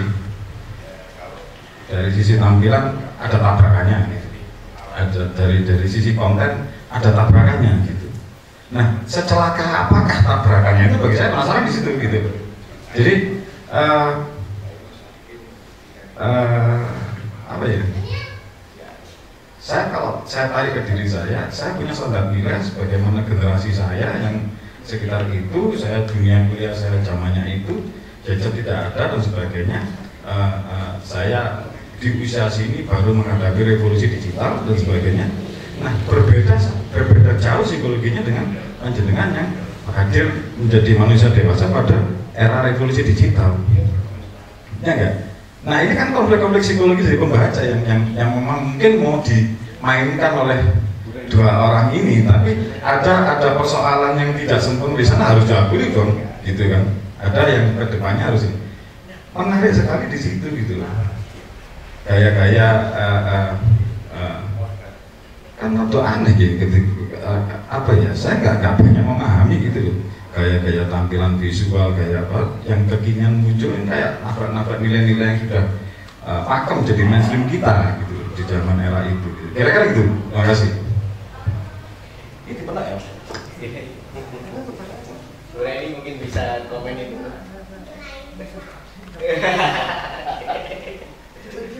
Tes.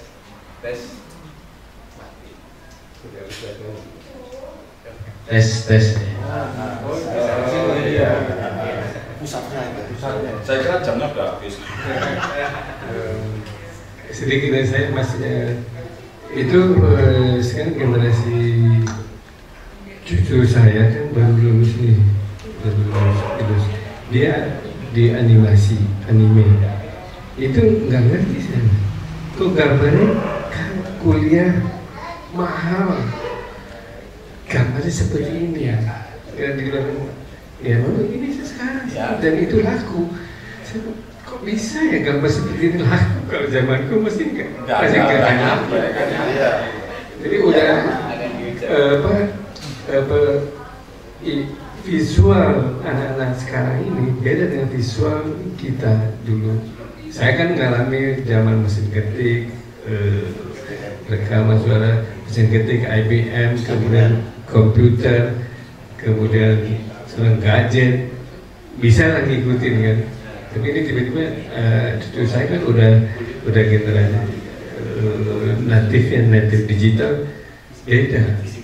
Gambar visualnya beda, mereka nggak peduli sama ini loh. Saya bilang ini bagus loh visualnya, nggak tertarik. Ini terkenal, karya terkenal, nggak tertarik. Ini buku novel bagus, nggak nyampe.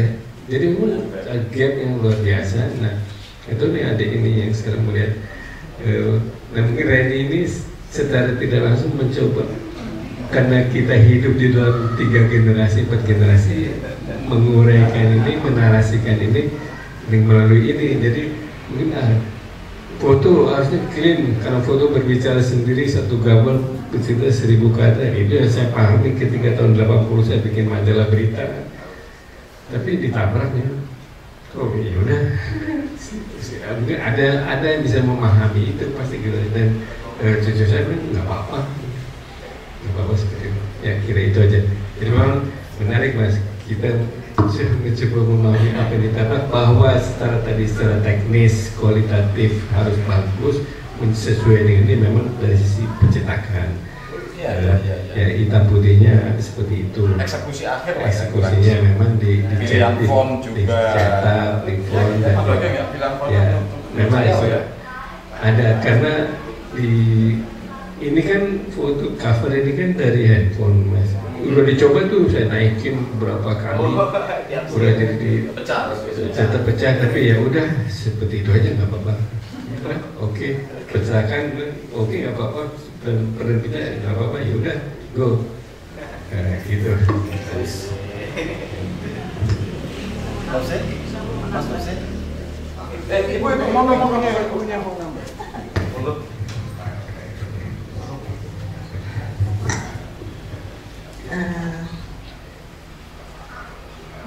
Mbak Rini ini hebat gitu. Dia ada di zaman ini gitu ya, di dalam kondisi usia yang sudah tidak di zaman ini gitu.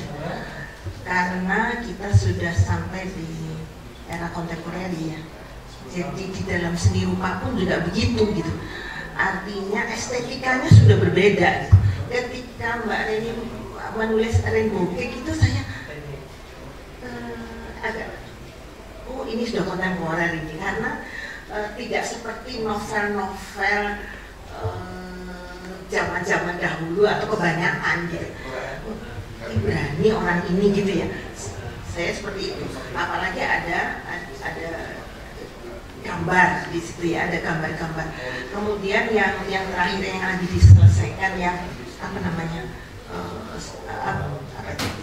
print bukan novel apa print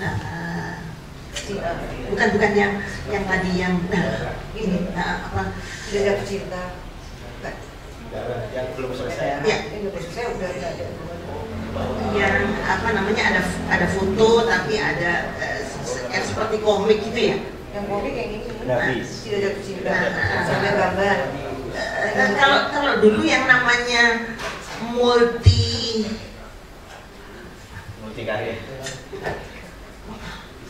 multimedium itu kan aneh, tapi sekarang sudah tidak ada batas-batas lagi kan. Sastra bisa gabung dengan seni rupa, bisa gabung dengan apa namanya seni pertunjukan, bisa, dan itu sah gitu, dan itu sah. Kita tidak usah membandingkan lagi dengan mau cetaknya sebaiknya itu fotonya jangan diberi teks karepmu gitu loh, tapi karepmu nggak begitu gitu. Nah ini adalah nafas-nafas kontemporer gitu. Jadi artinya Bu Reni ini ada di zamannya gitu, dan itu tidak mudah buat orang seusia saya dan suami gitu kan. Kadang-kadang kita ya ampun gitu aja seni gitu ya, seperti karyanya apa Kathleen yang pisang di lakbannya. Itu kan orang ya ampun anak tekniknya, kita harus sekolah seni rupa dulu, harus belajar teknik seperti ini itu dan bikin draperai aja, bayangan dan sebagainya. Sekarang nggak ada, Kathleen aja begitu enaknya pisang di lakban, dan itu berapa miliar. Nah, hal-hal aneh semacam itu sekarang jangan dibicarakan gitu. Memang kita akan menjumpai sesuatu yang tidak mainstream gitu. Kita sudah ada di zaman itu, jadi jangan tercengang gitu. Tetapi orang-orang seniman-seniman yang hidup di era ini dan bisa menerima itu, bisa menjalani itu hebat gitu. Bagaimana kita dulu menerima ketika fotografi apa namanya atau film digital, kemudian yang kita cuman apa namanya manual dari yang itu kan dulu harus ngambil kameranya, ya ampun disiksa banget gitu. Jadi kan disiksa banget oleh teknis gitu. Tidak memberi kebebasan, tidak memberi hak untuk human itu berkreasi ya, berkreasi dengan estetikanya sendiri. Sekarang sudah tidak ada lagi estetika yang seperti apa pakem-pakem zaman Yunani, yang meskipun pengikut Yunani masih ada lah gitu. Tapi kan kita harus sadar bahwa kita sudah ada di era ini gitu. Ada perubahan nilai. Ada perubahan nilai. Seni sudah bukan lagi, misalnya seni rumah, bukan lagi teknis, fisik, tetapi roh gitu ya, di dalamnya itu kalau kita bisa nyerap rohnya, oh iya. Katanya Kathleen itu kan pisangnya boleh dimakan gitu ya. Nanti mau nyangkutnya kita itu disahkan oleh galeri dan ada sertifikatnya, dan di lelang terakhir dulu cuma 12 miliar, sekarang sudah berapa? Itu kan orang tenang, oh aku nggak ngono ya iso loh, nggak masalah itu gitu ya. Tetapi kan kamu nggak punya idenya gitu. Idenya munculnya dari yang kalian itu gitu. Nah seperti Mbak Reni, idenya kan dari sudah kita hargai idenya gitu, bukan fisiknya ini gitu. Peduli amat sama yang namanya sinar, namanya bumi mata itu ya. Terserah gitu. Jadi itulah kemerdekaan kita di era saat ini, mari kita manfaatkan. Dan itu sangat banyak musuhnya loh Mbak ya. Kita harus tetap punya ketegaran, keberanian, dan bahwa kita akan misalnya dihujat itu apaan kayak kita sudah nggak waktunya untuk itu. Tapi ketika karya itu lahir pertama dan ide itu adalah milik satu orang yang harus dihargai, dan itu adalah karunia gitu. Itu saja mungkin.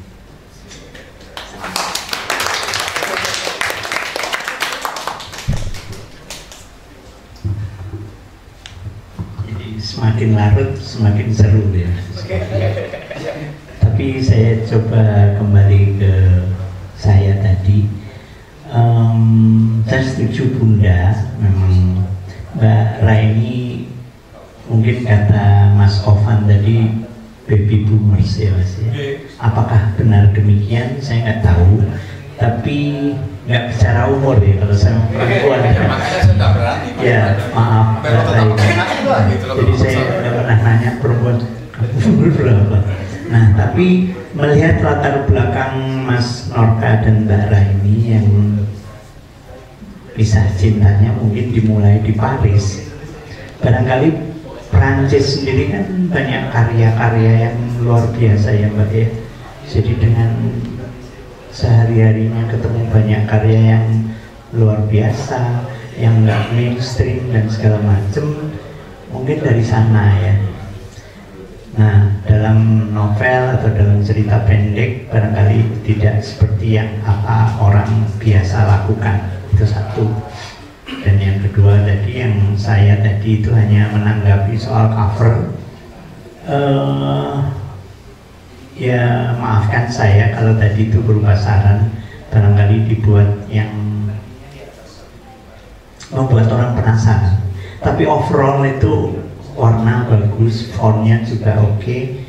Cuman saya bertanya, ini gambarnya apa ya? Ini gambarnya apa gitu ya?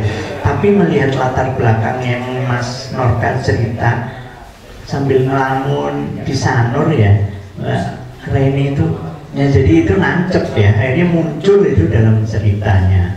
Dan yang belakang barangkali saya tadi bicara kalau dipotong yang tulisan di atasnya horizon itu barangkali orang lebih penasaran daripada masih dijelaskan lagi. Tapi yang ahli kan Mas Norka ya, dia ahli dalam soal editing dan segala macam, juga redaksinya. Jadi begitu. Kita lanjut, mungkin masih ada yang penasaran mau menambahi pertanyaan atau kembali ke Mbak Raini. Iya, monggo. Enggak pengen ngomong aja sih. Nggak tahu ya, kan tadi banyak macam-macam. Ini pertama kali ya kita ngobrol kayak gini ya Norka ya. Ya sudah sama audiens kami macam-macam. Aku pengen kasih tahu aja, jadi mungkin apa sih bapak-bapak, adik-adik, teman-teman di sini sering ketemu dengan penulis tulisan hebat-hebat gitu ya. Mungkin mereka juga mempunyai alasan, mempunyai jawaban, mempunyai sesuatu yang kenapa mereka menjadi penulis atau kenapa bukunya semacam ini atau gitu. Kalau saya pribadi, saya pribadi ini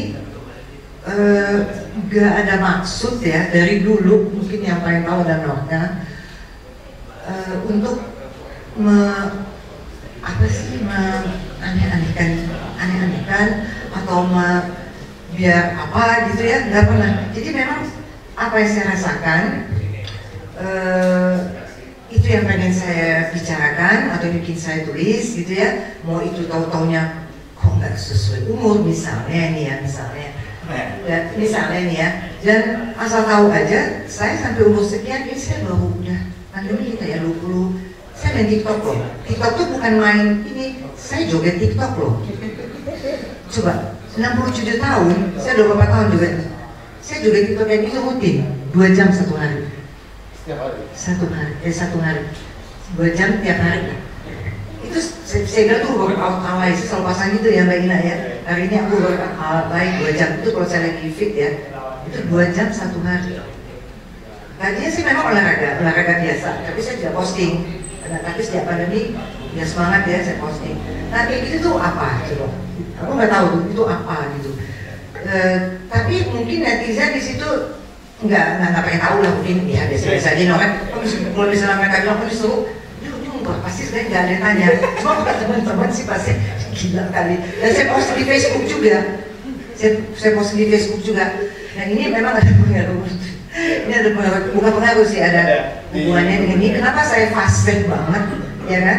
Fase banget menceritakan bagaimana bisa ketemu si Bumi Mata, si Sinar itu. Karena Sinar juga punya TikTok lah ya untuk posting ini dan bla bla bla. Karena saya tahu cara, dia nggak tahu ahli banget gimana kalau bertanya bagaimana apa yang terjadi, bagaimana untuk live bagaimana, karena saya juga sudah bisa live kayak gitu. Jadi aku nggak tahu itu mengikuti zaman atau sok tahu atau di luar sadar ya. Dan lengkap pun juga udah saya ajak-ajak joget-joget juga gitu lah. Kadang-kadang kalau sudah diketahui teman-teman juga mungkin. Tapi ya bagi kita sih santai aja gitu loh, nggak ada ih gila nih apa sih nggak tahu umur atau kayak gimana udah tua kok kayak gitu loh. Nah kayak apa sih sekarang tren-tren apa gitu ya, bukannya pengen kayak orang ketinggalan dulunya nggak ada, ya udah laluin aja gitu. Memang udah apa emang bisa kok enggak kayak gitu aja. Nulis pun juga begitu. Kalau memang pada saatnya saya pengen nulis yang memang harus yang bukan ini saya gitu, pengen mau nulis aja gitu. Jadi nggak di plan. Dan saya hidup nggak punya rencana ya, nggak pernah punya rencana, nggak punya tabungan, kasarnya gitu ya, nggak pernah punya mimpi. Saya orang yang nggak pernah punya mimpi loh, Bu, nggak pernah, ya kayak gitulah.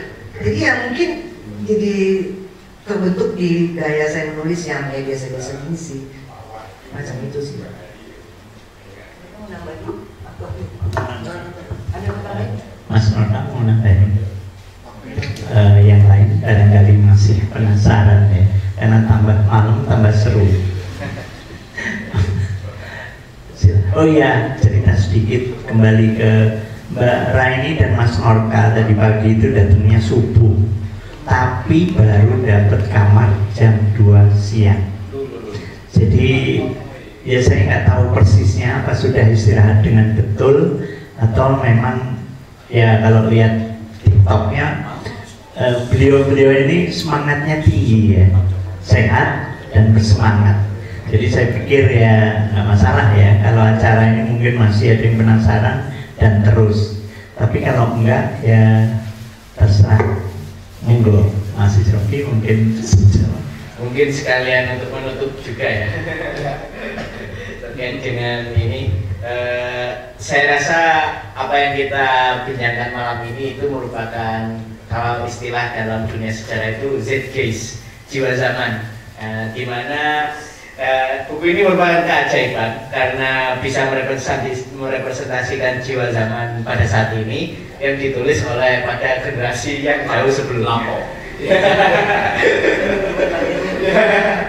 Yang lebih dulu. Ya sebagaimana kalau di India itu kan hidup merupakan cycle ya, ada siklus antara generasi lampau itu sebenarnya generasi baru, atau generasi baru itu sebenarnya generasi lampau.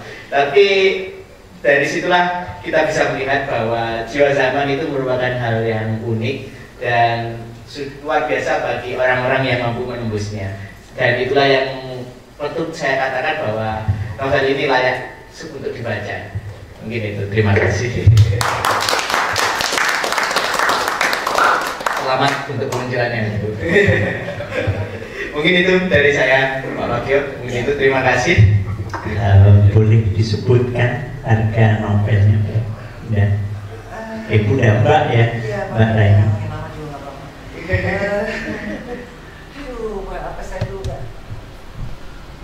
Sudah di toko buku kan? Nggak ada di toko buku, mesti di sama saya sih memang. Ini sama saya. Kali ini memang cetak sendiri karena ya banyak problem itu tadi, terlambat segala macam, terus terlambat, ya banyak masalah. Saya juga lagi banyak masalah menyiapin buku dan 4 buku sebelumnya. Itu jadinya itu diterbitkan sendiri ya, maksudnya dikasih India, silakan India. kita lihat apa ada yang beli, ada yang ditulis macam. Emang ada yang mau beli? Ada dong. Mas keluar dari penasaran. Saya mau beli gitu. Soalnya ada tokohnya ya. Sengon? Iya sengon. 50 aja. 50. Baik. Mas, Mbak dan semuanya 50.000 sinar. Kalau yang lain nggak tahu, nggak ada. Cuman tadi ada 3 tapi yang ada sinar. Yang sinar saya bawa dulu ya. Iya, hanya sinar. Ya, yang lain hanya. Baik, jadi sekali lagi 50.000. Bukunya sudah tersedia di rak, monggo yang mau ambil. Kembali ke Mas Isrofi lagi. Ya. Sudah. Baik, Mas Norka, monggo. Terima kasih, ini untuk ini aja penghiburan. Ini ada ini dari mana? Bandar Lampung ya? Dari Lampung ya. Saya baru dari Lampung. Ini Mas tadi saya cerita, saya lagi tugas lembaga sensor film udah ke 20 kota dalam selama 3 bulan ini. Setiap kota saya coba membuat visi. Ini saya dari Bandar Lampung, ini dari adik dari Lampung. Pernah nggak di situ? Ya. Sebagai penutup ya, saya bacakan. Bukit Randu. Tahu nggak di mana? Oh, Bukit Randu.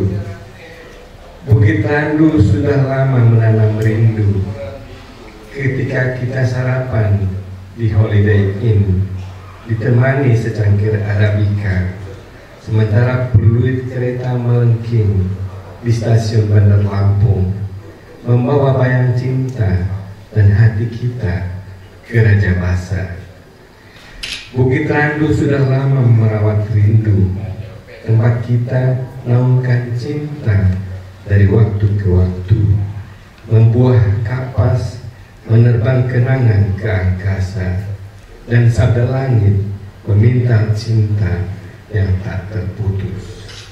Tapi Teluk Lampung membawa kita segera berlayar, melintasi pulau-pulau hijau hingga Gunung Krakatau, meratapi ombak, angin dan pasir, pantai di Sari Rimbung, mengarungi gelombang cinta yang pasang dan yang surut, hingga senja menyambut malam di ujung pulau, sebelum cakrawala menggariskan takdir tentang cinta kita di kejauhan.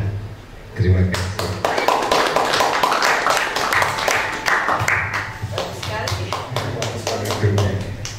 Ada Raja Basarnya, terminalnya. Barangkali jadi bukan kata pisah, karena kita juga pasti akan menunggu karya Mbak Raini berikutnya. 15 buku sudah terbit dari beliaunya, cerpen, kompas 2 kali, dan yang lain-lain sampai yang terakhir sinar, Mas. Baik, saya kira cukup pertemuan malam ini. Mas-mas dan mbak-mbak juga bunda, bundanya nggak ada. Baik, selamat malam semuanya. Kita tutup hari ini. Terima kasih atas kedatangannya di Rumah Budaya Ratna. Ya, kita foto dulu bersama dengan Mbak Raini sama Mas Norka, Mas Adi. Mas-mas yang di depan, nggak ada lagi ya? Beni, nggak ada. Oh iya. Ya, jadi sepertinya jadi fotonya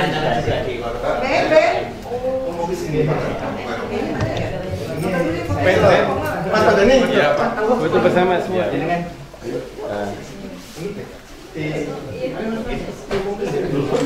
yang cowok boleh ke bawah biar nggak melebar. Ya.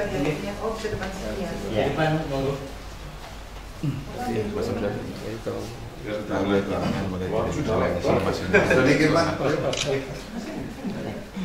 Saya dulu ya Mas. Melo, ayo melo. Nanti mohon maaf agak lama karena kameranya banyak. Oh iya. Banyak yang titip pokoknya. Besar. 3, 2, 1, 1, 2, 3. Gaya bebas dong, santai. L literasi. Oh iya. L literasi. 3, 2, 1. Ntar yang ini ya. Literatur. Literatur kali gitu. Iya.